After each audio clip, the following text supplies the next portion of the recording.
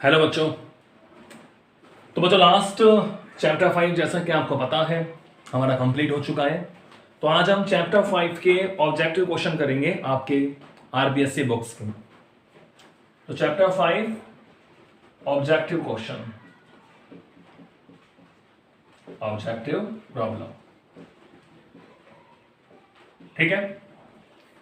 Chapter आपका पूरा हो चुका है, तो आज हम करेंगे इसके कुछ ऑब्जेक्टिव क्वेश्चन। तो आपका आरबीएससी अपन लेके चल रहे हैं, ओके। तो क्वेश्चन नंबर फर्स्ट, क्या कह रहा है? किसी चालक की प्रतिरोधकता, किसी चालक की प्रतिरोधकता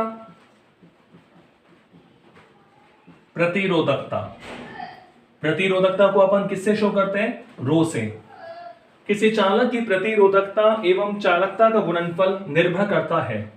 प्रतिरोधकता एवं चालकता यानी सिग्मा, ठीक है, का गुणनफल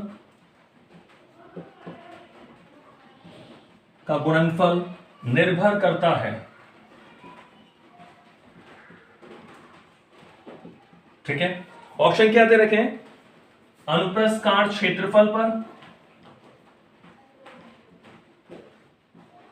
अनुप्रस्थ काट क्षेत्रफल पर, और बी ऑप्शन है हमारे पास ताप पर, ताप टेम्परेचर पर।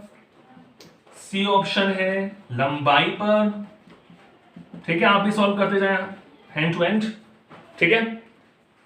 और ऑप्शन डी आपको लास्ट दे रखा है किसी पर नहीं, नन ऑफ द वो, किसी पर नहीं, ठीक है।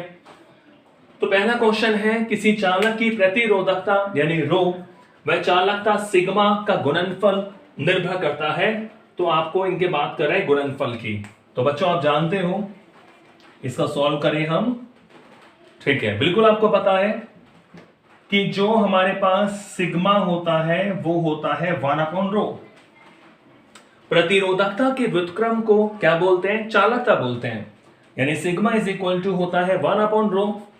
तो हमसे कह रहा है गुणनफल, इन दोनों का गुणनफल, यानी हम क्रॉस मल्टीप्लाई करें तो sigma rho is equal to क्या आएगा? 1, विच इज कांस्टेंट।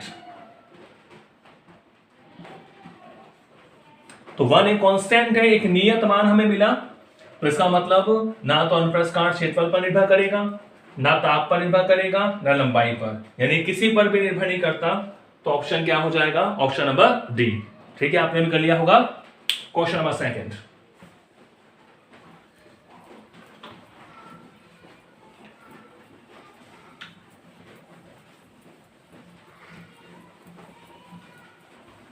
ओके। तो क्वेश्चन सेकंड क्या कह रहा है? दो समान आकार के तारों जिनकी प्रतिरोधकता ρ1 व ρ2 है को श्रेणी क्रम में जोड़ा जाता है, संयोजन की तुल्य प्रतिरोधकता क्या होगी? ठीक है। तो क्वेश्चन कह रहा है दो समान तार है, बिल्कुल दो समान आकार के तारों, मतलब उनके लंबाई, अनुप्रस्थ काट, क्षेत्रफल सब बराबर है। दो समान आकार के तारों जिनकी प्रतिरोधकता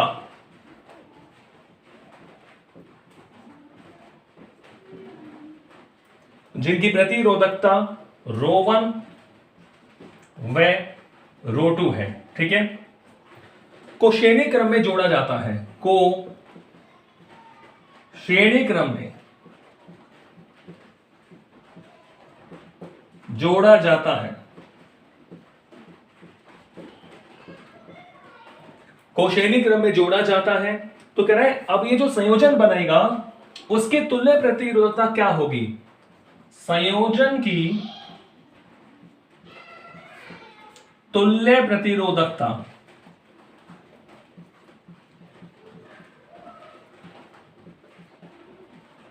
संयोजन की तुल्य प्रतिरोधकता होगी, ये आपसे क्वेश्चन पूछ रहा है। ऑप्शन क्या दे रखा है? तो पहला ऑप्शन है under the root rho one rho two. Option B आपको दे रखा है 2 into of rho one plus rho two. Option number C rho one plus rho two upon two. आप भी हैंड टू हैंड करते जाएं। और ऑप्शन डी आपको दे रखा है rho one plus rho to. ठीक है, क्वेश्चन के साथ साथ करते जाएं, अभी साथ साथ देखिए कौन सा ऑप्शन आएगा। दो समान आकार, समान आकार का मतलब है कि उनकी भाई लंबाई भी समान है और उनका अनुप्रस्थ काट क्षेत्रफल भी क्या है बच्चों, समान है। जिनकी प्रतिरोधकता पहले तार की रो वन है, दूसरे की रो टू है, उनको श्रेणी क्रम में जोड़ा तो बताओ तुल्य प्रतिरोधकता क्या होगी। तो बच्चों हमें पता है, इसका अपन सॉल्यूशन करें कि प्रतिरोध जो होता है R इज इक्वल टू वो होता है rho L upon A. R is equal to rho L upon A. ठीक है, मान लो पहले तार का प्रतिरोध R1, पहले तार की प्रतिरोधकता रो वन। ठीक है, लंबाई और अनुप्रस्थ काट क्षेत्रफल समान है। दूसरे तार की बात करूं तो R2 बराबर क्या हो जाएगा, rho two L upon A, equation number 2। ठीक है, क्योंकि पहले की रो वन है, दूसरे का रो टू है, प्रतिरोधकता अलग अलग है तो प्रतिरोध भी अलग अलग होगा। लंबाई और अनुप्रस्थ काट क्षेत्रफल क्योंकि समान आकार, आकार में दोनों आ जाते हैं, समान है। अब कह रहे हैं इनको हमने श्रेणी क्रम में जोड़ा, तो श्रेणी क्रम में जोड़ने पर श्रेणी क्रम में क्या होता है तुल्य प्रतिरोध, RS इज इक्वल टू, मैं RS की बात करूं तो RS क्या होगा, अगर मैं मान लूं कि रो एस एल अपॉन ए, इनको हमने श्रेणी क्रम में जोड़ा, या चलो इसको मैं ऐसे लिख दूं कि श्रेणी क्रम में तुल्य प्रतिरोध RS बराबर क्या होता है, R1 प्लस R2 होता है कि नहीं होता, RS is equal to R1 plus R2। तो अब यहां से मानो मान रखें कि देखो RS is equal to R1 की वैल्यू क्या है, rho one L upon A, plus R2 की वैल्यू क्या है, rho two L upon A, rho one L upon A plus rho two L upon A. R1 और R2 की हमने क्या रख दी बच्चों, वैल्यू पुट कर दी। ओके, तो बच्चों RS इज इक्वल टू हमारे पास आ गया rho one L upon A plus rho two L upon A. ठीक है, अब आप देखोगे RS की बात करें, RS क्या है, RS हमारे पास है श्रेणी क्रम का प्रतिरोध। ठीक है, तो अगर इसी वाले फॉर्मूले से हम लिखना चाहें तो RS को मैं ऐसे लिख दूं रो एस। ठीक है, और जब आप देखो दो तार मेरे पास है, एक तार ये रहा, दूसरा तार ये रहा, तार बिल्कुल एक जैसे हैं। तो ये मान लो पहला तार है सपोज करो AB और दूसरा तार है मान लो BC, दोनों की लंबाई है LL, दोनों को श्रेणी क्रम में जोड़ेंगे तो टोटल लंबाई कितनी हो जाएगी, 2L। टोटल लंबाई कितनी हो जाएगी, 2L। दो समान आकार के तारों को जोड़ रहे हैं श्रेणी क्रम में, तो पहले वाले की L है, दूसरे की L है, और श्रेणी क्रम में जोड़ने पर लंबाई क्या हो जाएगी, 2L। लेकिन अनुप्रस्थ काट क्षेत्रफल कितना रहेगा, A रहेगा। अनुप्रस्थ काट क्षेत्रफल क्या रहेगा, A रहेगा। क्लियर है। तो अब अगर आप इसका फॉर्मूला लिखना चाहेंगे रो के रूप में तो क्या लिखेंगे, रो एस। अब L की जगह क्या लिखना पड़ेगा, 2L, 2L अपॉन ए। ठीक है, रो एल अपॉन ए होता है, लेकिन यहाँ लंबाई कितनी है, 2L। तो ये हो गया रो वन, अब देख रहे हैं कॉमन आ रहा है इसमें एल अपॉन ए, अंदर क्या बचेगा, रो वन प्लस रो टू। दो एल अपॉन ए से एल अपॉन ए कैंसिल हो गया, तो हमारे पास यहाँ लिख रहा हूं मैं, ये आ गया 2 rho S is equal to rho one plus rho two. तो यहां से बच्चों rho S is equal to क्या आएगा, rho one plus rho two upon two.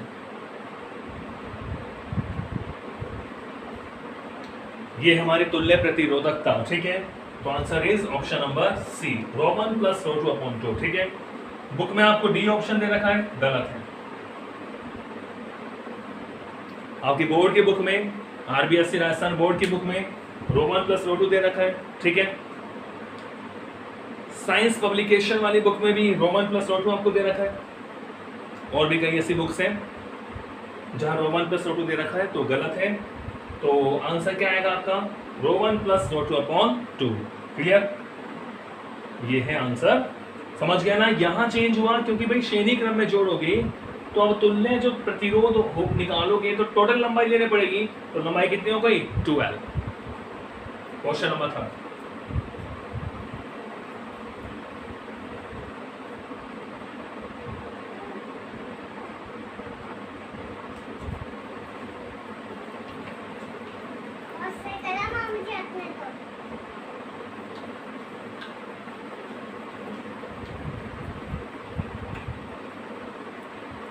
ठीक है,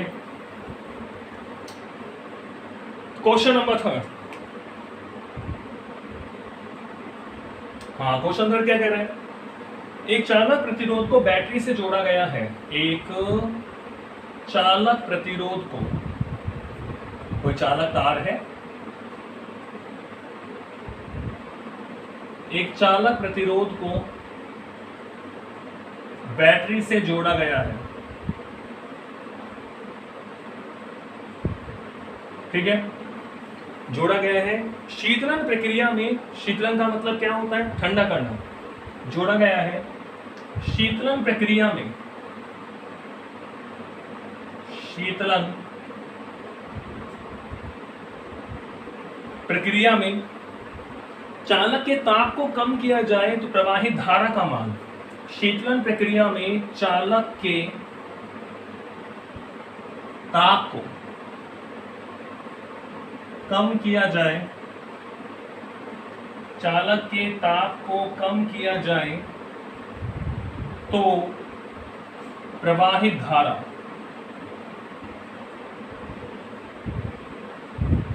का मान। कोई चालक प्रतिरोध है, उसे हमने बैटरी से जोड़ा। अब शीतलन, शीतलन प्रक्रिया का मतलब होता है ठंडा करना। अब ठंडे का मतलब क्या हुआ, ताप को कम किया, तो प्रवाहित धारा का मान क्या कह रहा है, ऑप्शन नंबर ए बढ़ेगा, ऑप्शन बी घटेगा, ऑप्शन सी स्थिर रहेगा, एंड लास्ट ऑप्शन शून्य होगा।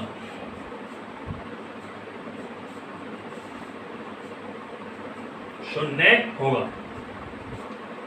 तो आप कह रहे हैं कि चालक प्रतिरोध को हमने बैटरी से जोड़ा और ताप को कम कर रहे हैं। ठीक है, आपको पता है चालक के लिए हमें पता है क्या फॉर्मूला था कि R T is equal to R naught 1 plus alpha T या बीटा टी स्क्वायर भी लिख सकते हैं। ठीक है, ताप को कम कर रहे हैं। तो आप देख रहे हैं कि यहां पर जो हमारा प्रतिरोध होता है चालक के लिए वो ताप के समानुपाती होता है। ताप बढ़ाने से प्रतिरोध बढ़ता है और ताप घटाने से प्रतिरोध घटता है। R T is equal to R naught, ये आर नॉट प्रारंभिक प्रतिरोध होता है। तो जैसे जैसे आप ताप कम करोगे, ताप को कम करोगे तो भाई टेम्परेचर को कम करोगे, तो आप देख रहे हैं इस इक्वेशन से कि प्रतिरोध भी क्या होगा, कम होगा। टेम्परेचर को कम करने से, ताप को कम करने से प्रतिरोध भी क्या होगा, कम होगा। और जब प्रतिरोध कम होगा तो धारा का मान क्या होगा, बढ़ेगा। धारा का मान क्या होगा भाई, बढ़ेगा। ठीक है, तो ऑप्शन क्या आ जाएगा, बढ़ेगा। क्लियर है। तो जब ताप कम करोगे, ताप कम करने से प्रतिरोध भी क्या होगा, कम होगा। और जब प्रतिरोध कम होगा तो आप जानते हो धारा क्या होगी, बढ़ेगी। धारा का मान क्या होगा, बढ़ेगा। क्लियर है। तो ऑप्शन नंबर ए आएगा, बी गलत, सी गलत और डी भी गलत। ऑप्शन नंबर क्या आएगा, ए।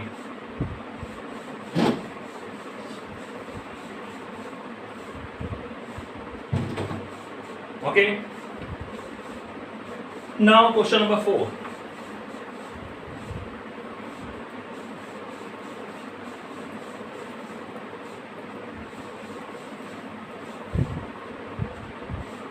Question number 4।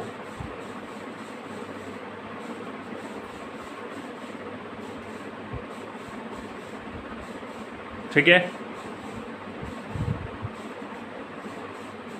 क्वेश्चन 4।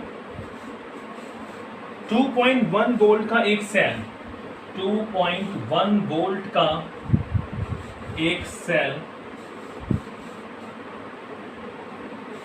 ये इसका क्या हो गया, विद्युत वाहक बल। 2.1 वोल्ट का एक सेल 0.2 एम्पियर की धारा देता है, 0.2 एम्पियर की धारा देता है, ठीक है, ओके। यह धारा 10 ओम के प्रतिरोध में गुजरती है, यह धारा 10 ओम के प्रतिरोध में या प्रतिरोध से गुजरती है, यानी प्रवाहित होती है, ठीक है, 10 ओम के प्रतिरोध से गुजरती है। तो क्वेश्चन कह रहे हैं सेल का आंतरिक प्रतिरोध क्या होगा, गुजरती है, सेल का आंतरिक प्रतिरोध क्या होगा, ठीक है। ऑप्शन क्या दे रखा है, ऑप्शन दे रखा है 0.2 ओम, ऑप्शन नंबर बी 0.5 ओम, ऑप्शन सी 0.8 ओम, ऑप्शन नंबर डी क्या है, 0 ओम, ठीक है बच्चों। तो इसको सॉल्व करें। सॉल्यूशन कह रहे हैं 2.1 वोल्ट का एक सेल, तो ये इसका क्या हो गया भाई, 2.1 वोल्ट का एक सेल, यानी इसका विद्युत वाहक बल कितना हो गया, 2.1 वोल्ट, 0.2 एम्पियर की धारा देता है, करंट कितना दे रहा है, 0.2 एम्पियर की धारा देता है। यह धारा 10 ओम के प्रतिरोध से गुजरती है, यानी बाह्य प्रतिरोध का मान कितना हो गया, 10 ओम। तो कह रहे हैं सेल का आंतरिक प्रतिरोध क्या होगा, ठीक है, सेल का आंतरिक प्रतिरोध क्या होगा, बिल्कुल आपको फॉर्मूला मालूम है, बताओ क्या होता है, आंतरिक प्रतिरोध का formula small r is equal to, आंतरिक प्रतिरोध क्या होता है बोलो, E minus V upon V into R, बिल्कुल आप जानते हो, E minus V upon V into R, ठीक है, ये आपने पढ़ा हुआ है, E minus V upon V into R, E क्या हो गया, विद्युत वाहक बल, ठीक है, और R बाह्य प्रतिरोध, V क्या है, टर्मिनल वोल्टता, तो यहां अपन V निकाल लेंगे, देखो E तो दे ही रखा है हमें, चूंकि V बाह्य प्रतिरोध में से धारा गुजर रही है, V बराबर क्या होगा, IR के बराबर होगा। यहां से देखो V की वैल्यू हमें मिल जाती है, I है 0.2 और R है 10, ठीक है, यानी हमें मिल गया 2 वोल्ट, एक किसका मान मिल गया, V का। तो सारे मान हमारे पास है, तो let's put the value, small r is equal to, E की वैल्यू है 2.1 माइनस V है 2 अपॉन V कितना है 2 इनटू कैपिटल R कितना है 10 ओम, ठीक है, तो सारी वैल्यू हमारे पास है। तो 2.1 माइनस 2 यानी 0.1 बचा, 0.1 अपॉन 2 इंटू 10, ठीक है बच्चों। तो आप देख रहे हैं कैंसिल हो जाएगा पॉइंट से, यानी 1/2 आ जाएगा, और 1/2 का मतलब 0.5 ओम, तो आंसर क्या हो जाएगा 0.5 ओम। तो ऑप्शन नंबर बी राइट है, 0.2 ओम नहीं होगा, 0.8 नहीं होगा, 0 भी नहीं होगा। अच्छा, 0 किसका होता है आंतरिक प्रतिरोध, बिल्कुल आपने सही जवाब दिया, आदर्श सेल का आंतरिक प्रतिरोध क्या होता है, 0। आदर्श cell, ideal cell, internal resistance of ideal cell is 0। आदर्श सेल का आंतरिक प्रतिरोध क्या होता है, 0। तो question 4 answer is option number B.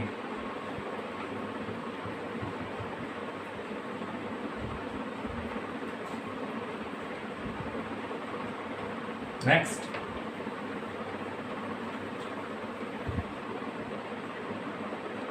Question 5 क्या कह रहा है, इसमें बच्चों आपको एक डायग्राम दिया हुआ है, यहां करंट बना दिया, तो यहां वोल्टेज है, ठीक है, और दो आपको यहां एक रेखा दे रखी है इस तरह, T1 टेम्परेचर, तो दे रखा है T2 टेम्परेचर, ठीक है। T1 टेम्परेचर और T2 टेम्परेचर। क्वेश्चन कह रहा है कि चित्र में दो भिन्न भिन्न तापों पर एक चालक के VI वक्रों को दर्शाया गया है।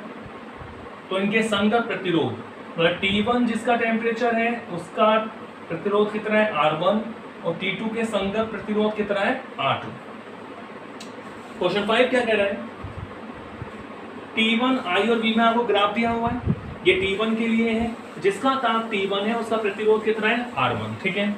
जिसके लिए ताप T2 है उसका प्रतिरोध कितना है R2।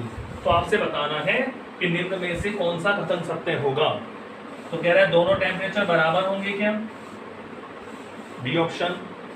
T1 is greater than T2 होगा क्या, C option. T1 is less than T2 होगा क्या, and the last option is none of the above, none of the above। तो ये आपको बताना है। तो आपको टेम्परेचर बताना है, टेम्परेचर रिलेशन बताना है प्रतिरोध के जरिए, ठीक है। देखो आपको पता है, सपोज करो T1 के संगत एंगल बन रहा है θ1 और T2 के संगत एंगल बन रहा है कितना θ2। अब देख रहे हैं I और V में ग्राफ हमें दिया हुआ है, तो अगर मैं स्लोप निकालूं, स्लोप क्या होता है ढाल, तो ढाल I अपॉन V आएगा। तो ढाल आएगा I upon V is equal to क्या होगा tan theta. I upon V क्या हो गया tan थीटा, ठीक है। लंब बटा आधार, यही तो होता है स्लोप। स्लोप ग्रेडियंट, प्रवणता, ढाल, झुकाव। I अपॉन V हो गया tan थीटा, तो I अपॉन V वो 1 अपॉन R होगा, बिल्कुल होगा नहीं होगा। तो ये रिलेशन हमें पता लग गया। अब आप निकाल सकते हो कौन ज्यादा कौन कम। तो आपको पता है tan theta is equal to 1 upon R। इसका मतलब क्या हुआ, अब देखो आप, यानी θ1 के संगत में बात करूं, θ1 बड़ा है θ2 से। θ1 आप देख रहे हैं चित्र में, θ1 इज ग्रेटर देन क्या है θ2, देख रहे हैं ना। θ1 बड़ा है θ2 से, ठीक है। θ1 बड़ा होगा θ2 से, तो tan θ1 भी बड़ा होगा किससे, tan θ2 से। क्लियर है, बिल्कुल। tan लगा दिया दोनों तरफ, tan ले रहे दोनों का। अब tan θ1 की वैल्यू क्या होगी 1 upon R1 is greater then 1 upon R2। तो भाई tan थीटा होता है 1 अपॉन R। तो जब थीटा θ1 के बराबर है उस समय प्रतिरोध कितना है R1 है, और जब θ2 है तो प्रतिरोध कितना है R2। तो 1 upon R1 is greater then 1 upon R2। उल्टा कर दें तो R1 लेस देन क्या हो गया R2। R1 लेस देन क्या हो गया बच्चों R2 हो गया। क्लियर है। अब इसका मतलब क्या हुआ कि R1 प्रतिरोध जो है वो R2 से कम है, ठीक है। तो अब बताओ हमारा ऑप्शन क्या होगा, आपको बताना है टेम्परेचर R1 R2 से कम है, ठीक है। तो क्वेश्चन क्या कह रहा है, R1 R2 से कम होगा तो क्या होगा, ऑप्शन बताओ क्या होगा, T1 भी T2 से क्या हो जाएगा कम। क्योंकि ताप बढ़ता है तो प्रतिरोध भी बढ़ता है, और ताप घटता है तो प्रतिरोध भी घटता है। किसके लिए, ये बात हो रही है चालक के लिए, इसके लिए चालक के लिए। तो चालक के लिए समानुपाती होता है, टेम्परेचर बढ़ेगा तो प्रतिरोध भी बढ़ेगा, और अगर टेम्परेचर घटेगा तो प्रतिरोध भी क्या होगा घटेगा। तो R1 कम है R2 से, then it will imply T1 भी कम होगा T2 से। तो T1 बराबर T2 नहीं होगा, T1 is greater than T2 नहीं होगा, हाँ T1 is less than T2 होगा। तो ऑप्शन नंबर क्या आएगा सी। क्लियर है, ठीक है। साथ साथ आप अपने बुक के ऑप्शन भी चेक करते जाना, तो कोई गलत हो तो उसे आप करेक्ट कर लेना। जैसा भी आपने देखा था क्वेश्चन नंबर 2 में सही आंसर था ऑप्शन नंबर सी, और बुक में दे रखा है डी। थोड़ा सा आप जागृत अवस्था में पढ़ें, सीखें। क्वेश्चन नंबर 6, क्वेश्चन 6 क्या कह रहा है, कह रहा है एक नगर से विद्युत शक्ति को 150 किलोमीटर दूर स्थित एक अन्य नगर तक तांबे के तार से भेजा जा रहा है। मतलब एक नगर है ए और दूसरा नगर है बी, ठीक है। इनके भी डिस्टेंस कितनी है? 150 किलोमीटर, ठीक है। तो ये जो तांबे का तार है, ये जो वायर हम ले रहे हैं कॉपर वायर, इस कॉपर वायर की लंबाई कितनी हो जाएगी? 150 किलोमीटर। एक नगर ए से बी की ओर पावर भेजा जा रहा है, तो तार की लंबाई कितनी है? 150 किलोमीटर। तार लगा दिया, तार के द्वारा केबल लगा दिया, भेजा जा रहा है 150 किलोमीटर। क्वेश्चन कह रहे हैं प्रति किलोमीटर विभवपात 8 वोल्ट है। क्वेश्चन में क्या दिया हुआ है? प्रति किलोमीटर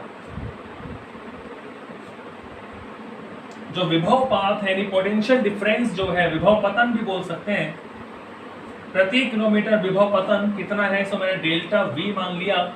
प्रति किलोमीटर विभवपात है 8 वोल्ट।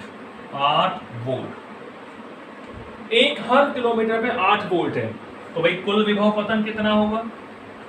कुल पोटेंशियल कितना ड्रॉप होगा?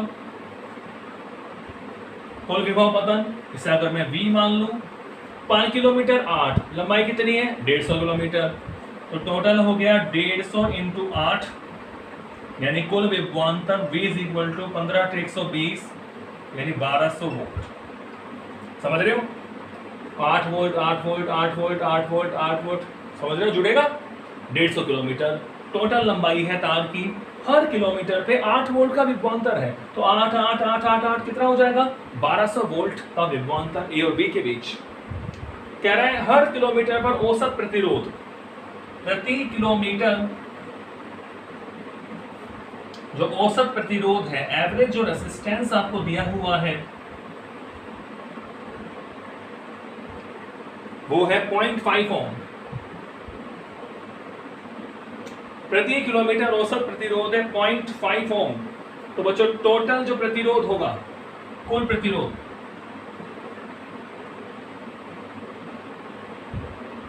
कुल प्रतिरोध, इसे अगर मैं R बोल दूं तो हर किलोमीटर में 0.5 है, तो ये सेंटीग्राम हो गया ना? बिल्कुल समझ गए आप। 150 इंटू 0.5, ठीक है। तो कितना आ जाएगा? 75 ओम। 15 5 75। तो वोल्टेज आ गया और प्रतिरोध हमारे पास आ गया। क्वेश्चन क्या कह रहा है? तार में शक्ति क्षय कितना होगा?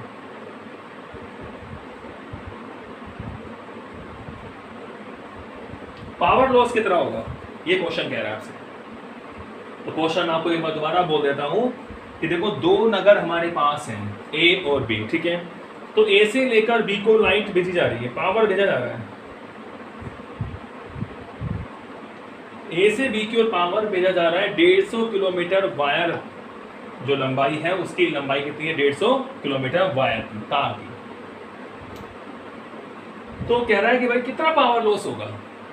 पावर लॉस क्या होगा? तो बेटा V आपके पास है, देखो V आपको दिखाई दे रहा है, V हमारे पास है और R हमारे पास है, V और R। तो बताओ पावर लॉस पढ़ा है हमने, क्या फॉर्मूला होता है? बिल्कुल I²R या V²/R। तो शक्ति क्षय पावर लॉस आपको पता है बच्चों, I²R या V²/R लिख सकते हैं, V²/R, क्योंकि मुझे V दे रखा था और R दे रखा है, तो हम V²/R लेके चलेंगे। तो पावर लॉस V² यानी 1200 इंटू 1200 अपॉन R कितना है? 75, ठीक है। तो इसे आप सॉल्व कर ले, तो 25 से इसको हम कैंसिल कर ले, 25 दिया 75 और 25 चौका 100 और 25 अटे 200, ठीक है। और ये 16 × 48, तो 16 इंटू 12 कर लेंगे तो 192 0 16 इंटू 12 कितना हो जाएगा? 192 0 0, तो 19,200 वाट, ठीक है। इसको हम ऐसे भी लिख सकते हैं, P इज इक्वल टू, अगर आप किलो वाट के रूप में लिखना चाहें तो 19.2 इंटू 10⁻³ वाट, ठीक है, ऑप्शन इसमें आपको जो दिया हुआ है उस हिसाब से 19.2 किलोवाट, ये हमारा आंसर रहेगा 19.2 किलोवाट। तो इसमें ऑप्शन ए दे रखा था 19.2 वाट, ये नहीं आएगा, गलत। ऑप्शन बी 19.2 किलोवाट, ये ऑप्शन सही है। ऑप्शन सी था 19.2 जूल, और ऑप्शन डी है 12.2 किलोवाट। तो ये भी गलत होगा, ये भी गलत होगा। Answer is option number B 19.2 kilowatt. Clear? Okay, question number 7।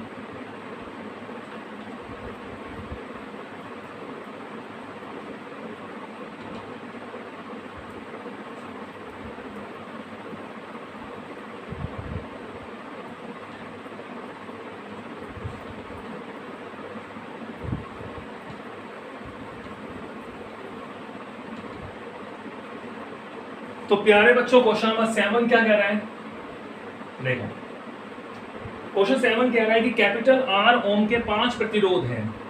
Capital R ओम के हमारे पास कितने प्रतिरोध हैं? 5। ठीक है, क्वेश्चन मैं शॉर्ट में लिख रहा हूं, फिर वीडियो में बड़ा बन जाता है। कैपिटल आर ओम के 5 प्रतिरोध हमारे पास है। तो कह रहा है पहले 3 को समांतर क्रम में, तो बनाओ भाई 3, पहला, दूसरा, ये तीसरा।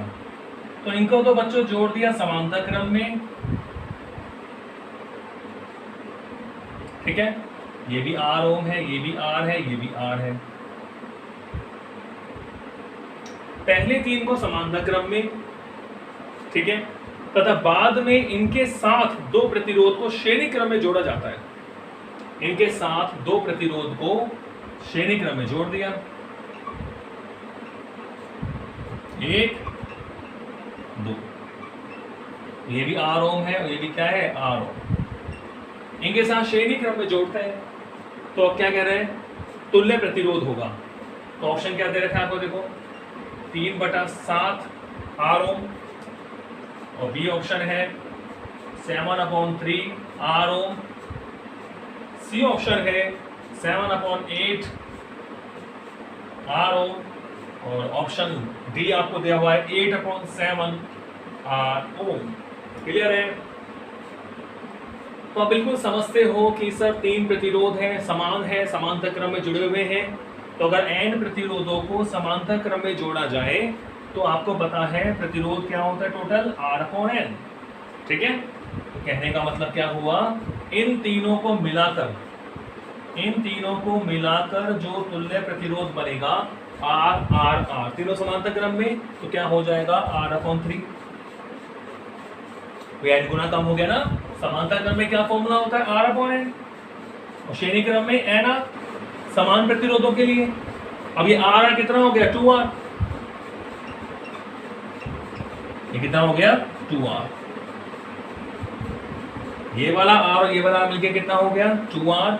और ये तीनों समांतर क्रम में, ये मिलके क्या हो गया? R/3। अब दोनों भी कैसे क्रम में? श्रेणी क्रम में।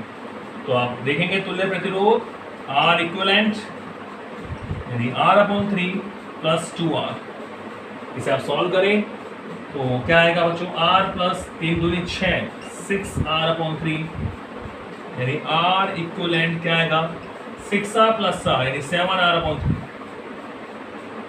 तो 7R/3 यानी option number B is right.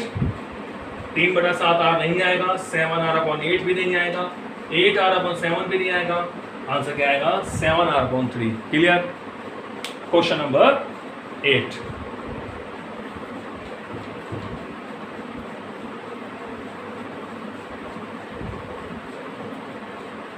Question 8 देखिए। क्वेश्चन 8 बिल्कुल आपको पता है, संबंध पूछ रहा है अपवहन वेग VD और विद्युत क्षेत्र E में संबंध। VD तो क्या है? अपवहन वेग, ड्रिफ्ट वेलोसिटी, और E क्या है बच्चों? विद्युत क्षेत्र। पढ़ा है ना संबंध क्या होता है कि सर VD समानुपाती क्या हो गया E। ठीक है, VD समानुपाती E, ये ऑप्शन नंबर आपको मिल जाएगा बी। क्वेश्चन 9,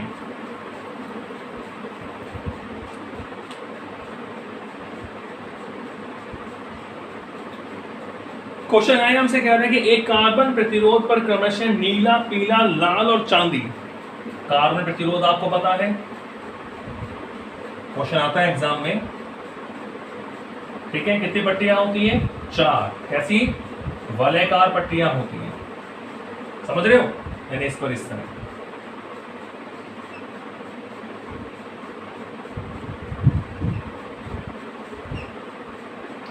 ठीक है, तो 4 वलयाकार पट्टियां।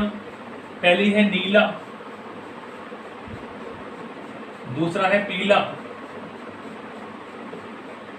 और तीसरी है लाल और चौथी है आपकी चांदी, चांदी सा। तो आपको पता है पहली पट्टी का जो रंग है वो प्रतिरोध के मान के पहले अंक को बताता है। तो अब आपको देखना है नीला, पीला, लाल और चांदी का रंग। तो आप ऐसे क्वेश्चन फटाफट टेबल बनाएंगे कि B Roy, B Roy, great Britain, very good wife, wearing gold silver necklace. यही था ना? बिल्कुल। तो अंक देते हैं किसमें? इसमें 0 1 2 3 4 5 6 7 8 9। ठीक है, तो आप देख लें इनसे। तो पहले तो ब्लैक, ब्राउन, ये आ रहा ब्लू। ठीक है, ब्लू का अंक कौन सा है? 6।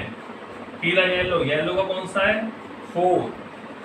लाल देख लो, रेड, रेड का कौन सा है? 2। और चांदी वाला आपको पता है गोल्डन की जो सहता होती है ±5%। ठीक है, लास्ट में लिखते हैं सिल्वर, चांदी ±10%। तो चांदी के लिए क्या हो गया? ±10%। कैसे लिखते हैं? पहली पट्टी का रंग प्रतिरोध के मान के पहले अंक को, दूसरी पट्टी का रंग प्रतिरोध के मान के दूसरे अंक को, तीसरी पट्टी का रंग 10 की घात को बताएगा गुणक के रूप में 2, और चौथी पट्टी का रंग टॉलरेंस को बताता है, सहता को बताता है, शुद्धता को बताता है, तो ±10%। समझ गए? तो 64 × 10⁻², ±10% ओम, ये हमारा क्या रह जाएगा? आंसर। Last question 10वां।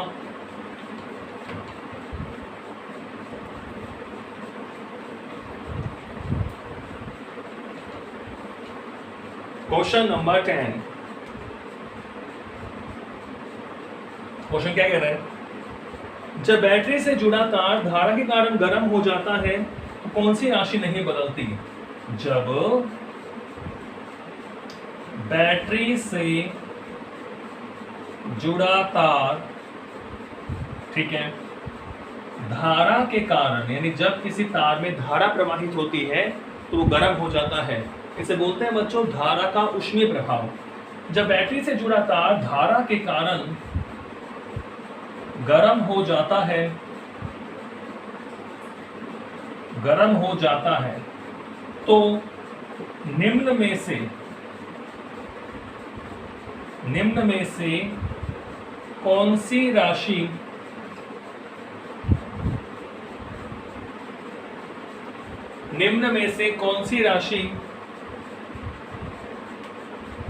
नहीं बदलती?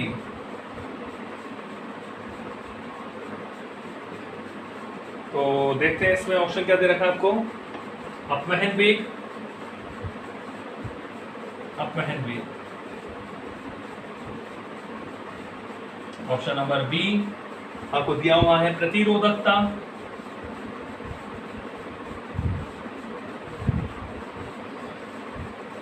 ऑप्शन सी प्रतिरोध,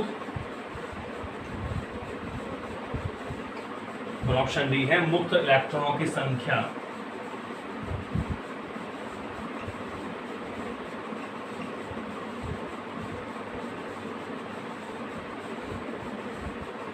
मुक्त इलेक्ट्रॉनों की संख्या। देखिए, जब बैटरी से जुड़ा तार धारा के कारण गर्म हो जाता है, मतलब ऊष्मीय प्रभाव की बात आप कर रहे हैं, धारा के कारण गर्म हो गया, तो धारा के कारण गर्म होने के कारण जो ऊष्मा उत्पन्न होती है H इज इक्वल टू, वो कितना होता है I स्क्वायर RT। H क्या होता है बच्चों, I स्क्वायर RT। तो कह रहे हैं निम्न में से कौन सी राशि नहीं बदलती। कौन सी राशि नहीं बदलती, आपको पता है अपवहन वेग। अपवहन वेग क्या होता है, Vd is equal to minus E upon M into tau bar, यानी विद्युत क्षेत्र पे डिपेंड कर रहा है। और विद्युत क्षेत्र पे डिपेंड करेगा तो धारा पे डिपेंड करेगा, क्योंकि हमें पता है कि ऊष्मीय प्रभाव हो रहा है, धारा से ऊष्मा उत्पन्न हो रही है, यानी धारा में चेंज हो रहा है। प्रतिरोधकता, अब आपको पता है रो कितना होता है, ml upon Na square two bar r is equal to ml upon Na square tau bar. तो रो एल अपॉन ए, तो ये रो था mNA स्क्वायर टाउ बार विश्रांति काल, और यहां हमारे पास r आ गया, ये तो रो गया था, रो यहां से क्या आ गया, देखो L अपॉन ए का गुणज ले लो, L अपॉन ए का गुणज क्या बचा, m upon Na square tau bar, Na square tau bar. ठीक है, ये वाली बात कर रहे हैं। और ये मुक्त इलेक्ट्रॉनों की संख्या, तो आपको बिल्कुल पता लग रहा है कि जब तार गर्म होगा, तार गर्म हो गए, हीटिंग इफेक्ट है ये, तो अपवहन वेग, प्रतिरोधकता और प्रतिरोध, ठीक है, प्रतिरोध, प्रतिरोधकता और अपवहन वेग टेम्परेचर पर डिपेंड करेंगे, क्योंकि टाउ बार विश्रांति काल है, बिल्कुल दो तीनों टेम्परेचर पर डिपेंड करेंगे, लेकिन मुक्त इलेक्ट्रॉनों की संख्या टेम्परेचर पर डिपेंड नहीं करेगी। तो इसका आंसर क्या हो जाएगा, ऑप्शन नंबर डी, यानी मुक्त इलेक्ट्रॉनों की संख्या। ठीक है बच्चों, तो आज हमने करे चैप्टर नंबर 5 के आपके आरबीएससी बुक के ऑब्जेक्टिव क्वेश्चन। नेक्स्ट अगले वीडियो में, थैंक यू।